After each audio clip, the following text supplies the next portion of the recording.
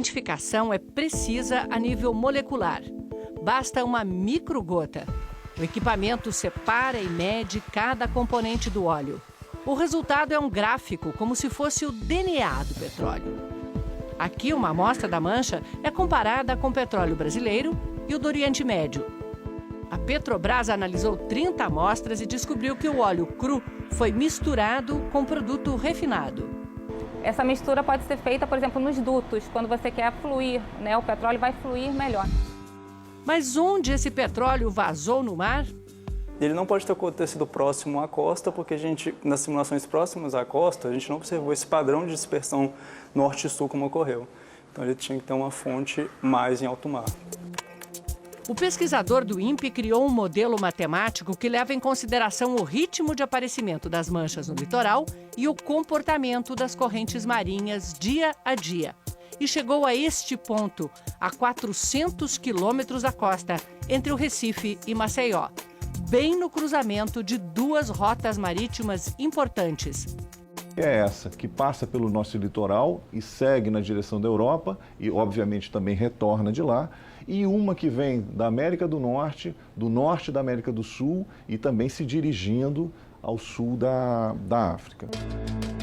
A Marinha agora concentra as investigações nessa área, que avança 800 quilômetros pelo mar. Cada ponto verde desses é um navio que manda sinal de localização por satélite. E a Marinha pode acompanhar todos, sabendo rota, carga, velocidade em tempo real. Em um mês, 1.060 navios-tanque carregando petróleo ou derivados passaram por essa área.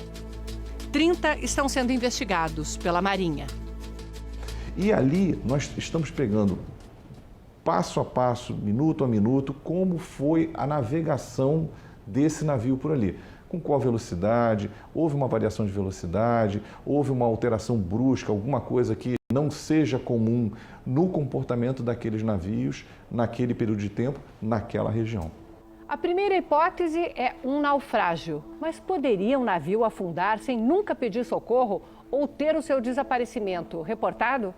As chances disso ter acontecido, elas não são muito altas. Aparentemente, na época que aconteceu, que teria acontecido isso daqui, as condições ambientais não eram tão severas para simplesmente ele vir a pique. Poderia ter, em alguns navios, em alguns casos, alguma explosão interna que faça ele vir a pique? Pode acontecer. A hipótese de um naufrágio antigo ter começado a vazar é ainda mais remota, mas também é investigada. Mas e se o naufrágio fosse de um navio fantasma? Um navio que não está registrado, que não usa ou desliga o sinalizador e, portanto, não aparece nos sistemas de monitoramento. Essa hipótese surge por questões políticas. O embargo dos Estados Unidos ao petróleo da Venezuela. E os Estados Unidos anunciam hoje um embargo econômico total à Venezuela. É a maior sanção que o governo americano aplica contra um país ocidental em mais de 30 anos. Um navio fantasma poderia ter vazado óleo e seguido viagem. Na realidade, quando você perder carga por uma falha estrutural qualquer, houve um vazamento, uma fratura, você poderia perder essa carga e ainda manter flotabilidade, ou seja, não afundar. Outra hipótese que pode ou não envolver um navio fantasma. Uma transferência de carga de navio para navio em alto mar que deu errado. Funciona assim.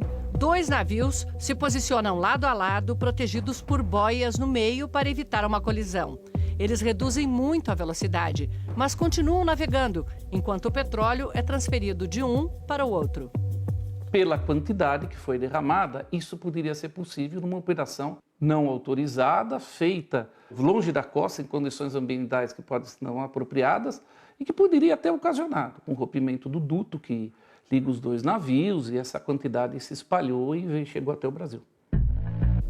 Outro mistério é o dos barris que apareceram em Sergipe no final de setembro. O Ministério do Meio Ambiente diz que um estudo feito pela Universidade Federal do Sergipe mostra que os barris continham o mesmo tipo de óleo da mancha, mas a Marinha diz que não. A análise que o Instituto de Estudos do Mar, Almirante Paulo Moreira, que é uma instituição da Marinha, fez, indica que são óleos diferentes. Em nota, a Shell, que tem sua marca nos barris, diz que eles carregavam apenas lubrificante para embarcações.